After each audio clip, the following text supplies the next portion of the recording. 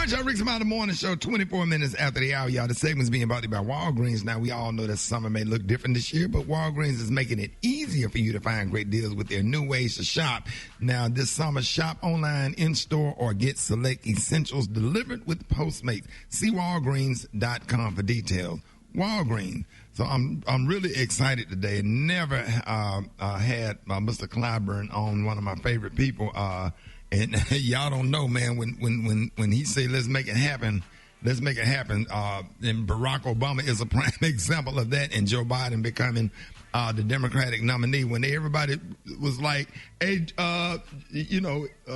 whoever, he was like, no, we're going to endorse Joe Biden. I'm really excited. Done so much stuff in Congress. Ladies and gentlemen, it is an honor to have a man on the show. He is the most senior African-American member of the House of Representatives and was recently named by Speaker Nancy Pelosi to the chair of the subcommittee on the coronavirus crisis. Y'all please give it up.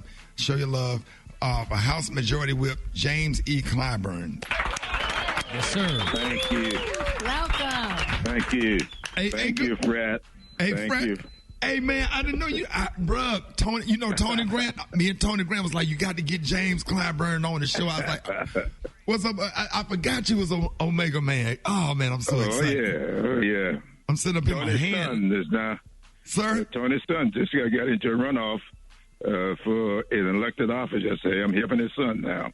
Oh, yes, sir. That's right. That's right. I already sent my money. Okay, good. Yes, sir. I really appreciate you, man. Yesterday, I saw your interview, and let's start with that right there. Defunding the Minneapolis police, and let everybody know why you against it, and help us understand it. Well, defunding the Minneapolis police, that's fine. The police department there, I think it's fine. I've looked at the record there. There's some problems in that police department, though. The chief seems to be a great guy. I think that we ought to be demilitarizing the police. Hank Johnson, another frat brother, has been working on that ever since he's been in Congress, getting all this military equipment out of these police departments. We need to demilitarize the police. We need to defund a lot of police departments that are rotten to the core. They are corrupt. But defund policing is a different thing. We need to reform policing. We need police in our communities to protect victims, victims of domestic violence and all kinds of stuff that happens. We need the police. So I've been saying that I know what they mean, but if you have to start explaining what you mean, you are losing the argument. And so let's not get into that. Let's not allow sloganeering and soundbite to derail a great movement brought on by this untimely, unnecessary, and I like to think this murderous event there in Minneapolis. So I'm all for doing what we need to do to reform policing, but let's not derail this movement, having Trump using that soundbite to disincentivize people who would like to be a part of the movement. So that's my problem. You know, when I was in the 60s doing sit-ins with John Lewis and everybody else, we were doing great. And all of a sudden we woke up one morning and there was a slogan out there, burn, baby, burn. It killed the movement. Right. And people get afraid of that sort of thing. So we should not allow sound bites to derail us. That's all I'm saying. Yes, sir. Now, do you think there would be a bipartisan law passed in the near future, having a Republican-controlled Senate? And then the second question, do you think in this next presidential election that we have the opportunity to flip the Senate? Yes, we got a great opportunity to flip the Senate. And this issue, more than anything that I've seen since the 1960s. You know, I saw some Susan Rice on TV this morning saying, this is the most coordinated, diverse event that I've seen in my lifetime. I said, well, Susan, you're 55 years old. If you were 75 years old, you would have seen this before. This is what we had going back in the 60s. That's how Rosa Parks won. That's how we won, those snarling dogs down in Alabama and Mississippi, those water hoses here in South Carolina. That was a diverse group of people, black and white, young and old, Catholics and Protestants, Jews and Gentiles, working together, and we got it done. And it got derailed because of people who just came in and hijacked the movement. I don't want to say about hijacking this movement. I think Tim Scott is going to do well in the Senate, getting something that the Senate will pass. We are going to pass this bill that Karen Bass and other members of the Congressional Black Caucus have put together, and then let the House leadership and the Senate leadership sit down and reach a compromise on whatever their bill, the Senate bill is and the House bill is. I think it's going to be bipartisan. I think we're going to win this issue, and I think it's going to be the beginning of us turning this clock back and getting rid of Donald Trump. I'm sorry, 45. 45, that's right. We're talking to Majority Whip James Clyburn. Who are you feeling on the VP pick, and have the Biden campaign hit you, call you and say, hey, what do you think? Who you think will make a good VP candidate? Now, Fred, I'm not going to say what I feel publicly. I have made the Biden campaign aware of what my feeling is privately, but I have said, let's do the vetting, let's do the polling, and let's get the best candidate to complement this ticket going into the fall. That is where my head is on this. I remember Geraldine Ferraro. I thought it was a great pick when Mondale picked the first woman the Democrats ever put on the ticket. And she was fine. But then when they started doing the vetting, they found out her husband had some serious problems.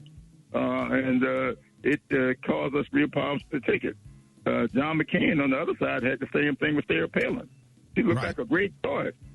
So what we want to do is put the names out there, let his committee do the vetting, and let his staff do the polling. And then when all that is done, then Joe Biden needs to sit down and put his head and his heart to work and come up with the best person to help us win come November. So, and I have to ask you, what can we do about voter suppression? They had Georgia had a really bad issue on yesterday. It just made all of the news feed everywhere.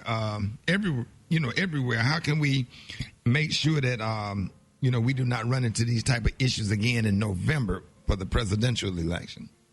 Well, Georgia was number one, and South Carolina ran a close second. We had serious problems here in South Carolina, especially right here in Columbia, South Carolina. We have got to get our act together. And I think that we as a nation have got to shine a light on what's going on in Georgia. Stacey Abrams got that election stolen from her. Everybody knows the election was stolen. Yeah. Fair and square. They stole it fair and square. And we need to shine a bright light on those people down there. We need to fund the programs that we've been trying to get passed, the Congressional Black Caucus has been trying to get passed there in Washington, to fund these elections, leaving all these federal elections up to state officials who are up to no good has got to come to a stop. We got the authority in Washington. We got the money in Washington. Mm-hmm. Let's go out and fund. What happened in Richland County? They did not have enough poll workers because a lot of people are afraid to work the polls because of this virus. We got to fund early voting. We got to fund voting by mail. We got to fund. I think we ought to have 30 days of voting so that we can spread out the voting. We got to spread out the living.